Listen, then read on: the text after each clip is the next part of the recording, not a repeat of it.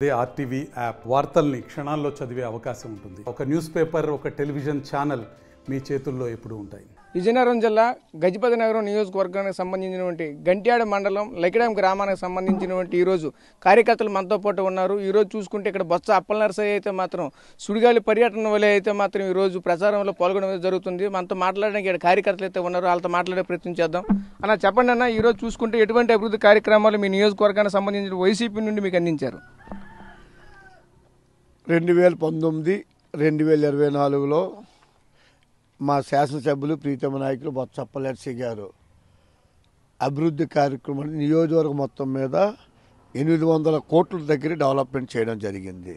ఈ లెక్కడం గ్రామంకి వచ్చేటప్పటికి గ్రామ సచివాలయం 40 లక్షలు, ఆర్బీకే 23 లక్షలు, వివిధ డ్రైన్స్ కానీ సీసీ రోడ్లు కానీ ఇంచుమించు 75-85 లక్షల రూపాయలు ఒక గ్రామానికి అభివృద్ధి సంక్షేమ పథకాలు కానీ అభివృద్ధి కార్యక్రమాలు కానీ చేయడం జరిగింది. ఈ గంట్యాడ మండలంలో 36 పంచాయతీలు, 19 మంది ఎంపీటీసీలు ఉన్న గంట్యాడ మండలంలో వైఎస్ఆర్సీపీకి పట్టున్న గ్రామం, బలమైన నాయకత్వం ఉంది. ఇక్కడ మా జడ్పీటీ సభ్యులు కానీ సెక్రటరీ కానీ ఇక్కడ చైతన్యం ఉన్న విలేజు లెక్కడం గ్రామం. కాబట్టి ఖచ్చితంగా మన ప్రీతమ నాయకులు ఈ రాష్ట్ర ముఖ్యమంత్రి వారి గారు చేసిన సంక్షేమ పథకాలు ప్రతి ఇంటికి కూడా ప్రతి కుటుంబానికి కూడా నేరుగా మనీ ట్రాన్స్ఫర్ చేయడం అనేది విప్లవాత్మకమైన మార్పులు తీసుకురావడం జరిగింది. ప్రజలందరూ కూడా వైఎస్ఆర్ ప్రభుత్వం రావాలి అనే ఆలోచనతో ఉన్నారు. ఇవాళ ప్రతి పేదవాడికి కూడా విద్య మీద, ఆరోగ్యం, ఆర్థిక మీద ఈ 3 సంక్షేమ పథకాలు కూడా ప్రతి కుటుంబానికి కూడా ఎక్కడ భారతదేశ ఏ రాష్ట్రం లేని విధంగా ఇవాళ ప్రజలు ఎప్పుడు ఎలక్షన్ వస్తాయి, వైఎస్ఆర్ రాజశేఖర రెడ్డి తనయుడు మన ప్రీతమ నాయకులు ముఖ్యమంత్రి గారికి ఫ్యాన్ గుర్తుకు ఓటు వేయాలని ప్రతి కుటుంబం నిబంధనతో అంకిత భావంతో ఉన్నారు. ఇవాళ ప్రజలందరూ కూడా అన్ని వర్గాలు, అన్ని మతాలు, ఇవాళ వాలంటరీ వ్యవస్థ వచ్చింది, గ్రామ సచివాలయ వ్యవస్థ తీసుకురావడం జరిగింది. అలాగే ప్రజలు మెచ్చిన పరిపాలన ఈ వైఎస్ఆర్ ప్రభుత్వం వచ్చిన తర్వాత మా శాసనసభ్యులు ప్రతిదీ కూడా ప్రజలతో మమేకమయ్యి ఏ గ్రామం వస్తే ఆ గ్రామంలో ఆ గ్రామానికి ఏంటి అవసరాలో ఆ గ్రామంకి ఉన్న స్థితిగతులు ఏంటని పరిశీలించి అభివృద్ధి కార్యక్రమాలన్నీ చేయడం అనేది జరిగింది. కాబట్టి ఇవాళ మా ప్రత్యర్థులు కూడా టీడీపీ అభ్యర్థి కూడా నిన్నగాక మొన్న కూడా మా పార్టీలోనే ఉండి ఒక 2 నెలలు 3 నెలల కిందట వలసెళ్ళడం జరిగింది.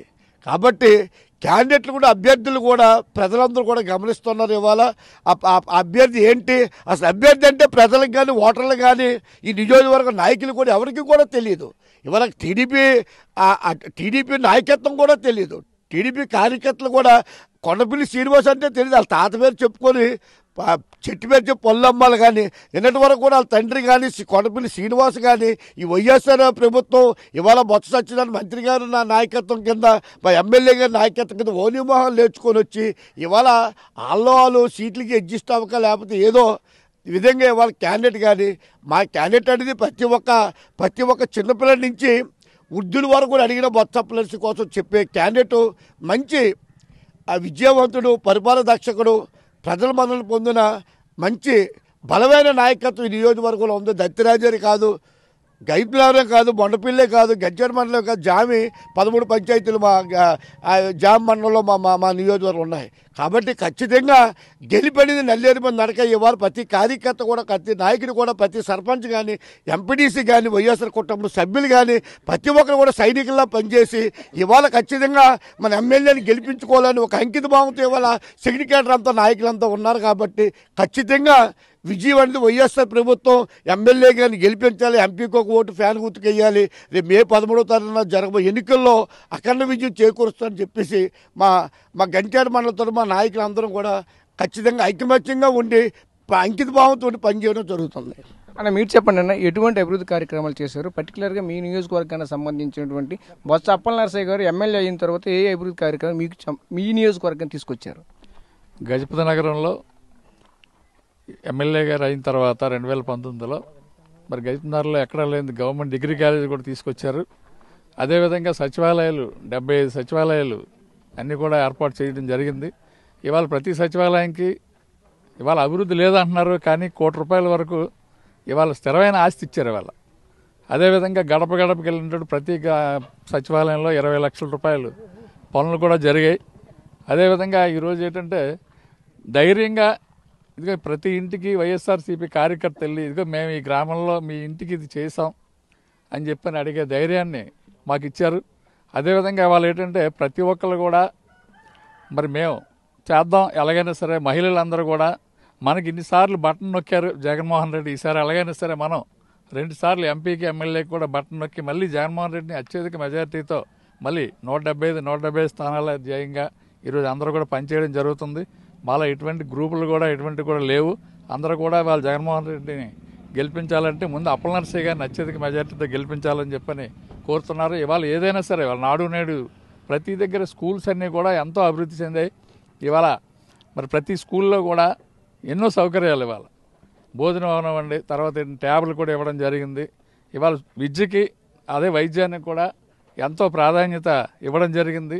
ఇవాళ ఆరోగ్య సురక్ష పెట్టి ఎన్ని క్యాంపులు చేసి ప్రతి ఒక్కరు కూడా మొన్న ఒక్క నెల రోజుల్లో ముందు పెన్షన్లు ఇవ్వకపోయేసరికి ఇవాళ ఎంతోమంది అల్లాడిపోయారు. వాలంటీర్ల ద్వారా ఇవ్వకపోయేసరికి మళ్ళీ మాకు వాలంటీర్ల ద్వారా రావాలనే ఆలోచన ప్రతి ఒక్క కార్యకర్తలోనూ ప్రతి ఒక్క పౌరుల్లో కూడా ఇవాళ ఉంది.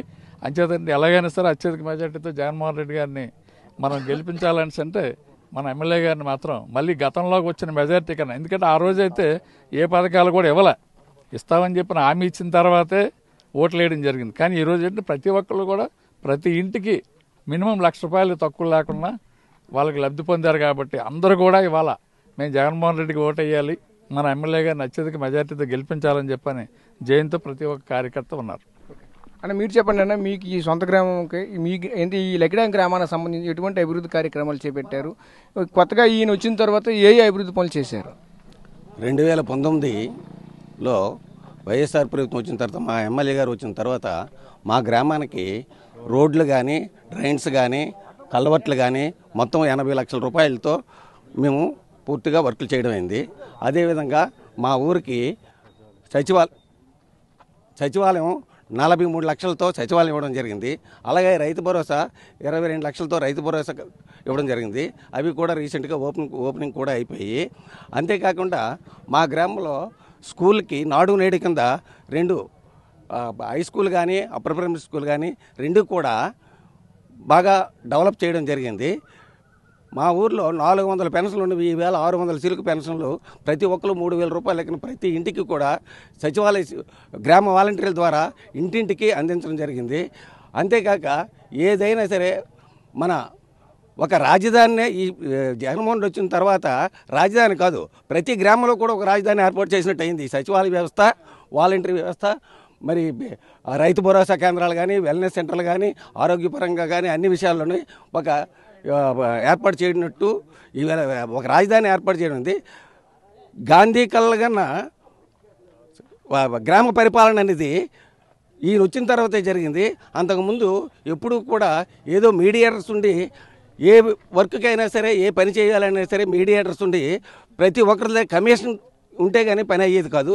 ఇప్పుడు అసలు కమిషన్ అనేది లేకుండా ఇంకోటి మీడియేటర్ వ్యవస్థ లేకుండా డైరెక్ట్గా ప్రతి ఒక్క ప్రజలు కూడా ప్రతి ఒక్కరు వాళ్ళ ఇంటికే ప్రతి ఒక్క పథకం కూడా అందుతుంది. కాబట్టి ప్రతి ఒక్కరు చాలా ఆనందంగా ఉన్నారు. పూర్వం కన్నా ఈవేళ ప్రతిదీ కూడా వాళ్ళ ఇంటికి వస్తుంది. మనం ఇంకొకరి దగ్గర రికమెండేషన్ వ్యవస్థ లేకుండా ఎవరితో వాళ్ళకి సంబంధం లేకుండా వెళ్ళి మన పనులు మనకి ఇంటికే వచ్చి ఈ వాలంటీర్ వ్యవస్థ ద్వారా సచివాలయం పెట్టడం ద్వారా జరిగింది. కాబట్టి ప్రతి ఒక్కరు కూడా చాలా ఆనందంగా ఉన్నారు. ఎవరు ఏదైనా ఈరోజు జనాలందరూ ఆనందంగా ఉన్నారు. కాబట్టి కొంతమంది బయట పడలేకపోయినా సరే వాళ్ళు మంచి జగన్మోహన్ రెడ్డి ప్రభుత్వమే రావాలి, మళ్ళీ మనకి సౌకర్యాలన్నీ కావాలంటే అనే ఉద్దేశంతో ఉన్నారు. కాబట్టి పూర్వ మెజార్టీ కన్నా ఎక్కువే వస్తుంది. మా ఎమ్మెల్యే గారిని పూర్వ మెజార్టీ కన్నా ఎక్కువ మెజార్టీతో మేము గెలిపించుకుంటాం. అదేవిధంగా జగన్మోహన్ రెడ్డి గారు కూడా మన సీఎం అవుతారు. ఈ సీఎం అయితేనే మనకి ఈ అభివృద్ధి కార్యక్రమాలు అవి జరుగుతాయని చెప్పేసి ప్రజలందరూ కూడా అదే ఉద్దేశంతో ఉన్నారు. కాబట్టి మనం గ్యారంటీగా వైఎస్ఆర్ ప్రభుత్వం వస్తుంది, జగన్మోహన్ రెడ్డి సీఎం అవుతారు, మా ఎమ్మెల్యే గారే అధిక మెజార్టీతో గెలుస్తారని మా భావన.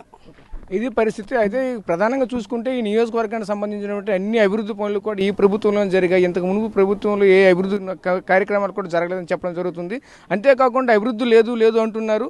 ఈరోజు సచివాలయం అనేది అభివృద్ధి కాదని అడుగుతున్నారు. అదేవిధంగా రాజధాని ప్లేస్లో ప్రతి గ్రామానికి కూడా ఈరోజు రాజధాని తీసుకొచ్చిన పరిస్థితి కనిపిస్తుందని చెప్పేసి ఇప్పుడు మనతో చెప్పన్న పరిస్థితి కనిపిస్తుంది. కెమెరా పర్సన్ నాయుడుతో రాజేష్, RTV విజయనగరం నుంచి. మరిన్ని వీడియోస్ కోసం ఛానల్ ని సబ్స్క్రైబ్ చేయండి. లేటెస్ట్ అప్డేట్స్ కోసం వాట్సాప్ ఛానల్ ని ఫాలో చేయండి. అండ్ లింక్ డిస్క్రిప్షన్ లో ఉంది.